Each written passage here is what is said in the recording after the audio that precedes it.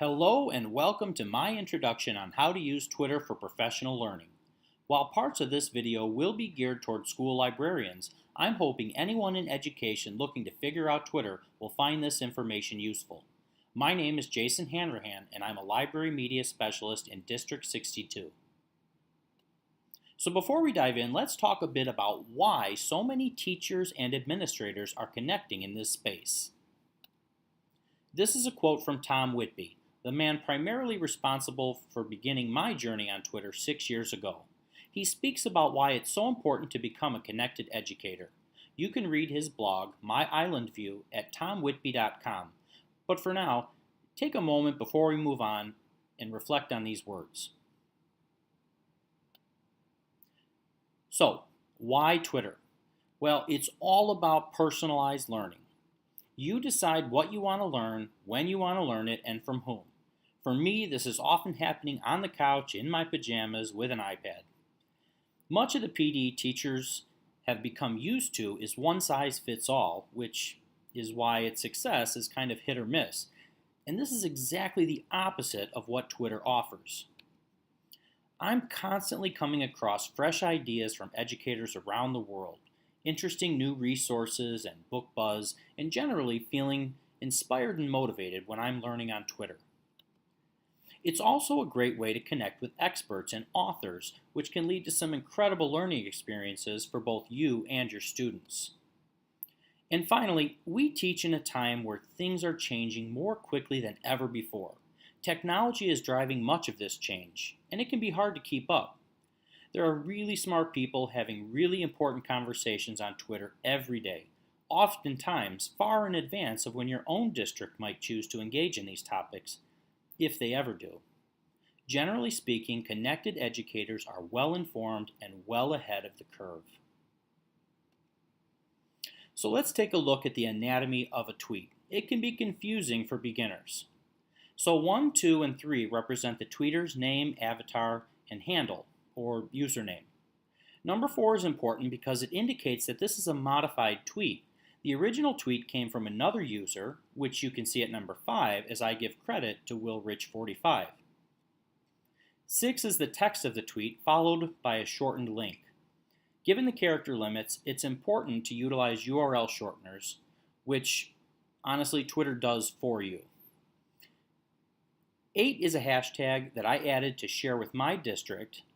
Now, this was not included in Will Rich's original tweet, thus the modification. Number 9 offers some advanced options, and 10 is an attached image. Tweets with images are viewed more often than those without, something you may want to keep in mind later once you start tweeting. So, where to start? Many times when folks get started, they begin to feel overwhelmed. Relax. There's a learning curve for sure. Just take it one step at a time, and trust me, once you get things figured out, the benefits are well worth the time spent. So the first thing you want to do, if you haven't already done so, is head over to twitter.com and create an account. Let's go there now. So signing up for Twitter is very straightforward. The first thing you're going to want to do is head over to twitter.com. Then you are going to click sign up. From there, you'll enter your name, your email address, and a password, and click sign up. Once you take care of the email confirmation, you'll be in. It might ask you to check a few boxes to let Twitter know what type of content you like to follow, and that's it. Welcome to Twitter. Now that your account is up and running, you're going to want to post a pic and create a profile right away. This is important because people want to see who they're talking to and have an idea of what you're all about. Generally, folks aren't going to follow the general user icon, which used to be an egg. By not posting a pic and filling out your profile, you're pretty much stifling your ability to interact in this space. Let's head back over to Twitter and look at how we can update your profile. Changing your Twitter profile is super simple. From this page here, once you log in, you can go ahead and click on your name, and that will take you to your home page. This is the page that other users will see when they search for you. So I'm going to simply go ahead and click on Edit Profile. And that will take me here where I can change a number of things. First of all, I recommend that you go ahead and change your profile photo. Do that right away because no one is going to want to follow someone who they cannot see. Secondly, you go ahead and put your information down here in your profile description. You're going to want to make sure this describes you a little bit, maybe describes what you do, maybe a little bit about what you're interested in, what you might tweet about. And this is so people will have kind of an idea of who you are and what you're all about. In addition, you can go ahead and add a location, and you can add your website if you have one. You can go ahead and change the header photo on your background here. And then don't forget, finally, to go ahead and click on Save Changes. That's it. Next, you're going to want to start following people. And we'll talk about that in a second. When you're just starting out, you don't have to tweet. Most people begin just by lurking. Just hang out and observe. Read other people's tweets and feel free to hit that retweet button if you see something you really like. People like being retweeted, and you may find yourself gaining followers this way. Choosing who to follow is really important. Your Twitter feed is comprised of the tweets of those you follow. Therefore, the quality of information you receive is directly related to the quality of those you follow. Let's go back over to Twitter now, and we'll take a tour of some of the most useful people and organizations I've found, particularly for school librarians. So here are some folks and organizations that I feel are exceptionally useful follows if you are a school librarian. We'll start off with Mr. Shu. He is an incredible resource for all things children's books. I highly recommend you check him out. He tweets a ton, and he used to be a school librarian, and now he is the ambassador of school libraries for Scholastic. Alice Keeler, she is the Google goddess, all things Google. She is just a incredible resource, very, very knowledgeable, very, very responsive. And if you just scroll through her feed, you will see a plethora of incredible information about a lot of things. Mostly she's known for Google. Edutopia, a very, very popular education blog. You're probably familiar with them already, but definitely Twitter is a great space to follow them. Very similar with not quite as much of a following would be Mindshift. They put out some fantastic articles, really thought-provoking. School Library Journal, definitely recommend checking them out if you're not already following them in some way. But all kinds of great information on school libraries and books and resources. Of course, we have the American Library Association at ALA Library. Joyce Valenza, who is quite a powerful and influential voice in the world of school librarians. If you're not familiar with Joyce, I highly recommend checking her out at Joyce Valenza. And then we put on here Josh Funk, a relatively new author. He has a handful of picture books out, which I highly recommend checking out. But I put him on here because he is very responsive on Twitter, very active. He writes great books, and he puts out a lot on Twitter as far as information, tips for writing books. So a really great resource and a really great guy. And finally, I added on here Richard Byrne, who runs the website freetechforteachers.com. Really, like Alice Keeler being kind of the goddess of Google, Richard is just an incredible resource for all things technology.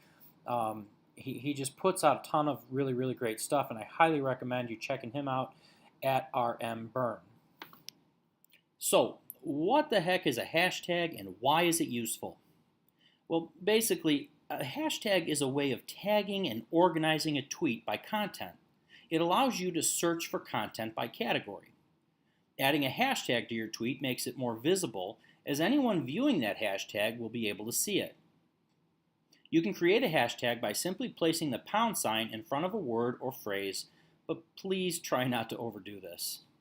So let's have a look at some hashtags that would be useful for school librarians. So I can go right up here into my search bar and I can just type in a hashtag that I want to search. I'm going to go ahead and type in KidLit.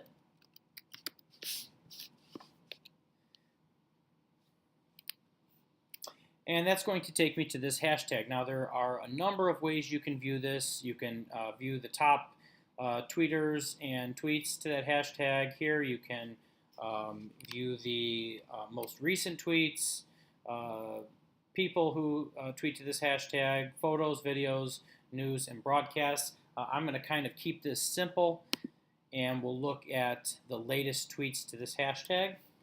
And KidLit, of course, is going to be all things kids literature, and it's a pretty busy hashtag, and one you should definitely check out. I'll go through some of the rest of these fairly quickly. We'll look at the Nerdy Book Club. If you are not familiar with the Nerdy Book Club, you definitely want to take a look. Very, very neat community of readers, all things books, all things literacy, just a really great group to check out. EdTech, this is going to be a super popular hashtag, so this will keep you kind of up to date on some of the latest technology. If we click on the latest tweets here, you can see 1 minute ago, 1 minute ago, 1 minute ago. So this is a very busy hashtag, very useful but very fast moving. Future Ready Libs is kind of a way to follow the Future Ready Librarians movement, and you can see as we scroll through here, definitely something a librarian would want to check out.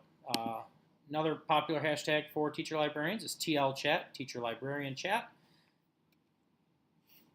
Now on to TweetDeck, and this is where I try to help you organize your Twitter life at the risk of completely overwhelming you. If this turns out to be too much, just skip this part and come back later. So let's take a look at TweetDeck.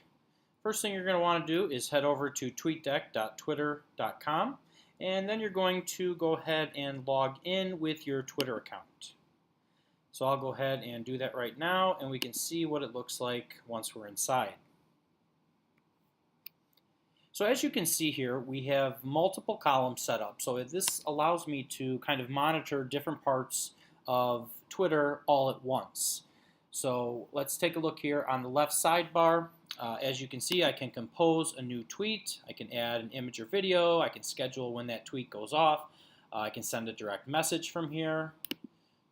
I can go ahead and also search for anything. Let's say I want to search for KidLit. That's going to add a new column there, so I can follow that. And let's say I want to remove that. I'm just going to click on this icon right over here and go down to remove, and it's gone. So over on this sidebar here, you can see the columns that I have set up. I have my home column, which is just my stream or my feed.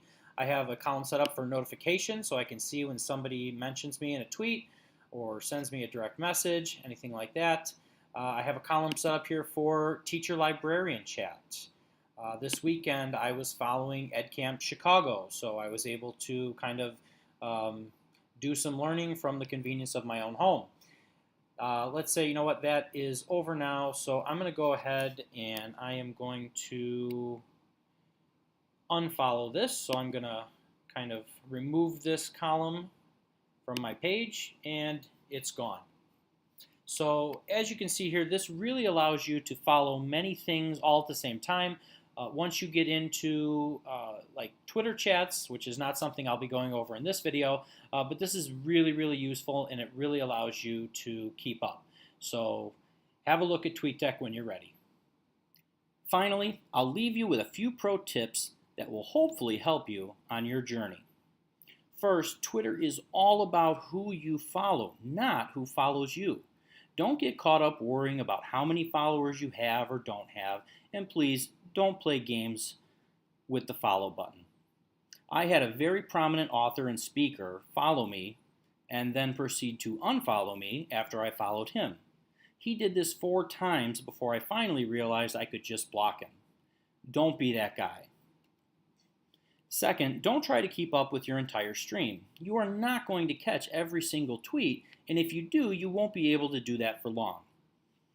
Make it a habit of dipping your cup into the stream 10 minutes every day or every other day, whatever works for you. Third, try not to follow only like-minded educators, but also those who are going to push your thinking. Your feed can quickly turn into an echo chamber where you only hear thoughts that are already in your head. True learning and growth require you to step outside of your comfort zone. And finally, as I mentioned earlier, take it slow. Most people I know, myself included, quickly abandon Twitter after only a short time because it just doesn't make sense to them. Had I not run into Tom Whitby at the ICE conference back in 2012, my professional journey may have taken a very different path. Thanks, Tom. And thank you for tuning in. I hope this video in some way helps cut down that learning curve. If you need anything, please feel free to hit me up on Twitter at TeamHanrahan62. I am more than happy to help you. Best of luck to you on your journey of professional and personal learning on Twitter.